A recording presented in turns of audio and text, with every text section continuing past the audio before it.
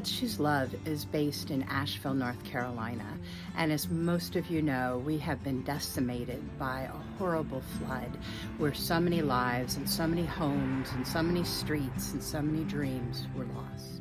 We wanted to share the stories of what is still here and the stories of how love has been extended and received along the way. With every hurricane, every fire, every disaster, it's an opportunity for people to come together and support each other. Just trying to give back to the community, basically, because almost everyone here in Swannanoa lost everything. So we just want to give back to everyone. I think it's been really just amazing how many people have just been showing up to help. It's a movement. It's a feel-good, goosebumps. The love that people are sharing. It's awesome. I love Asheville and North Carolina in general. I think that we have amazing people everywhere, and through this tragedy, I've seen so much love. I mean, so much devastation, but so much love too. And just like people finding things that they feel like they can give and are self-directing to do that and are inspiring their friends to do that, even if their friends like me find it really difficult to be out and stuff like this. So it's been really positive. There's a silver lining to this storm, and it's bringing everyone closer together. It's opening doors again, where we used to have that society of the screen door. And I feel like a lot of people are unlocking their doors, helping their neighbors, helping each other. And that's just really great to see. It's just compassion. We can do this. You know, we can. And it's been a while. I think people are really getting together. Yeah. You know, and it's wonderful to see. Yeah, it just makes you feel good. So, you know, it's a great thing to be able to give and receive love from other humans that you don't even know, other people, and it really is like very moving, just a wonderful thing. So he lost his house, and despite he lost everything. Our love pulled him back together so he can rise up and give back to the community. As we are right now. It's been encouraging to just know that even though I'm one person, I can affect a few people each day and make their lives just a small bit better for the day than the day that they started. We're here to support the River Arts District, and the way that we're doing this is we have selected 4 amazing artists to share their work at the 22nd Street Gem Show. Within the Gem Show, we will have an Asheville Rising art exhibit. If you're anywhere near there, please come. If you can't come, please donate.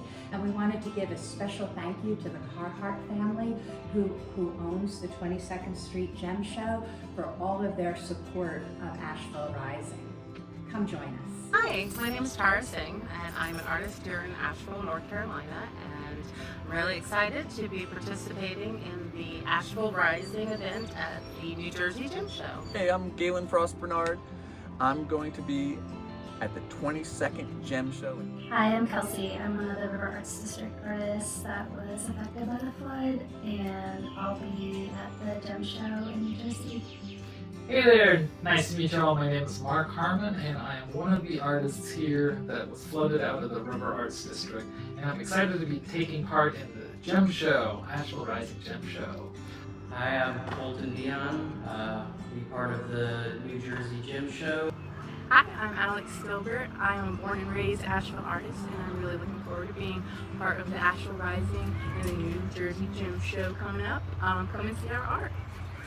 I had not in my wildest dreams imagined that the kind of destruction that we were visited with was going to be possible. I mean, I'm up on the 2nd floor. I heard 16 feet of water might be coming our way, but it's like a wall. It's not just slowly rising muddy water. It's like churning and moving, and my stuff, even though up on the 2nd floor, was all knocked over and floated through the room, and it just, I got away pretty well with just some water damage, but we had to take all the stuff out of the building and just wait to see if it's condemned.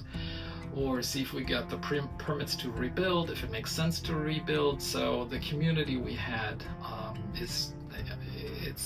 it's damaged in ways that I can't even, project into the future what this is going to look like. The first day, while the waters were surging and the whole community kind of came together on the bridge outside the door here, it was just like a new reality kind of was just like opened up, like a portal had opened up, and everybody was kind of connected in like a new way. It was really, it's hard to describe, but it was like powerful. The section that I was in still looks like a disaster landed on its head. This area where people still don't have power and water right now. So I feel like anything we can do to help ones to have safe space to let out those type of feelings. It's a beautiful thing because, the world is kind of crazy some days. People from all walks of life were donating money and time helping us move our studio. So I grew up in the Asheville area, and it has been really difficult to live through all the things that happened that went along with the lean. It was shocking and terrifying. I'm really grateful for my community and how we pulled together. It was nice to kind of commune with neighbors that maybe you didn't know so well.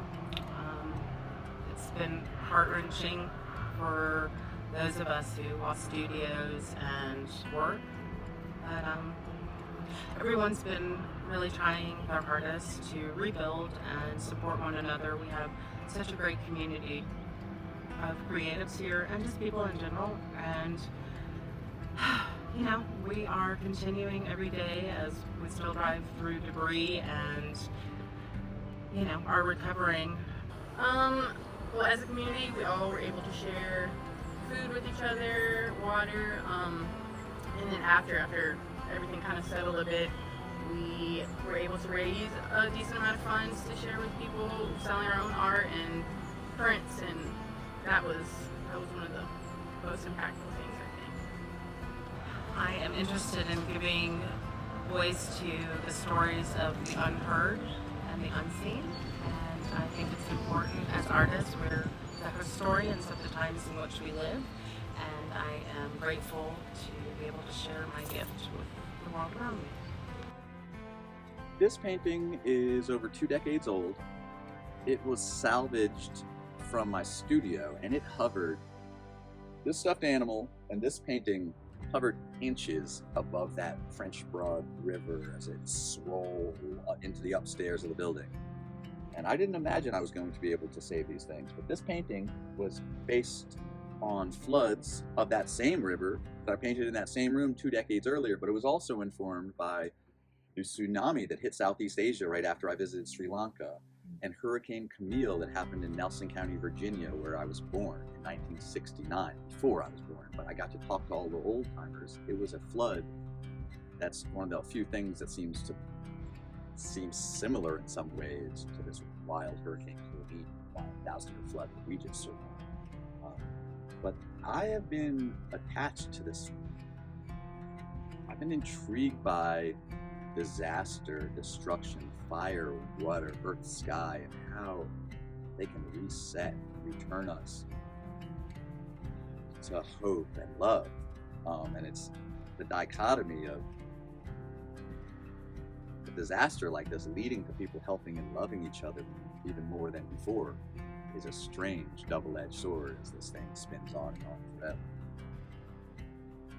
So I've been painting and making pots for a good long while, and started as kind of a standard landscape painter, kind of looking at the landscape from afar and then little by little zooming until I cropped down on a detail of something like this, which is a lichen, which is one of the survival artists on our planet. It's been around 750 million years, and I think it's a great model for how we should all be living this life. which is cooperating and together making the world a better place.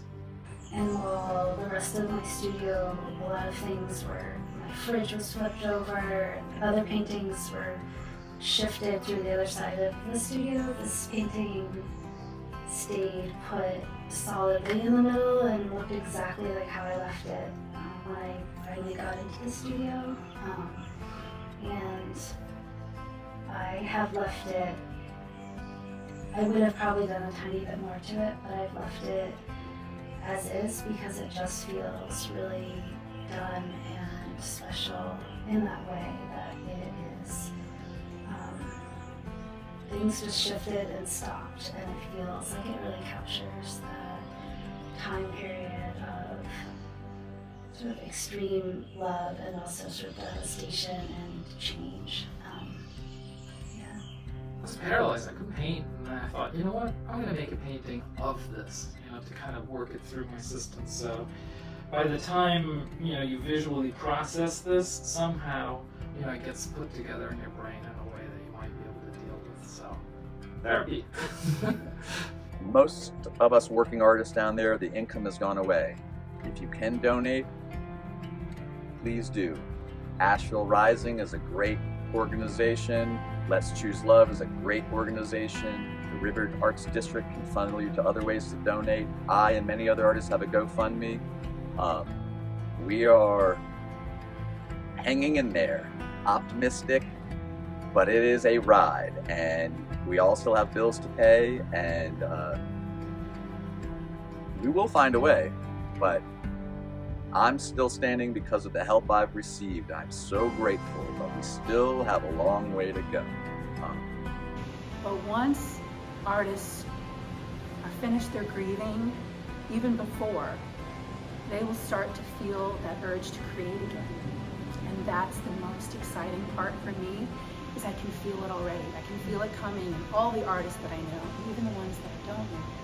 It's this energy, and it's building, and it's beautiful, and so much is already being created in their minds, in their hearts, and in their spirits, and I can't wait to see it.